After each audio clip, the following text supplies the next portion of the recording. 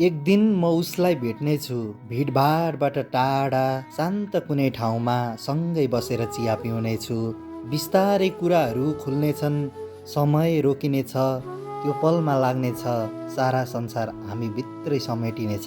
चिया खाँदै उसको आँखामा हेर्नेछु, त्यही आँखाभित्र पुरै संसार देख्नेछु। त्यो नजरमा हुनेछ थाकेका दिनहरूको कथा र आशाले भरिएको भोलिको मिठो व्यथा। उसको सङ्घर्ष, उसको मेहनत अनि उसको यात्रा, हरेक पाइला पछाडि लुकेको छ एउटा अटल सपना। ऊ लडेकी थिई, ऊ उठेकी थिई, फेरि लडेकी थिई, तर कहिले हार नमानेकी, सधैँ अघि बढिरहेकी थिई। उसको मौनतामा पनि आवाज थियो, अन्धकारभित्र पनि उज्यालोको खोज थियो।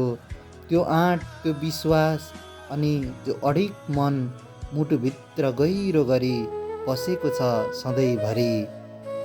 र जब म उसको छेउमा हुनेछु, मात्र उसलाई सुन्नेछु, उसको पीडा महसुस गर्नेछु, उसको हात समातेर भन्न चाहनेछु, तिमी एक्लै छैनौ, अब म पनि तिमीसँगै रहनेछु।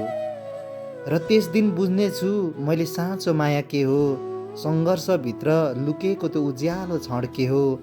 किनभने उसले सिकाएकी हुनेछ, पीडाभित्र पनि कसरी सुन्दर जिन्दगी मुस्कुराउँछ। त्यो भेट, त्यो नजर अनि त्यो सानो पल मेरो जीवनकै सबैभन्दा अमूल्य क्षण हुनेछ। किनकि सायद त्यही दिनबाट सुरु हुनेछ नयाँ कथा, जहाँ दुःख होइन, सँगै हाँसोले लेख्नेछौँ जिन्दगीको गाथा।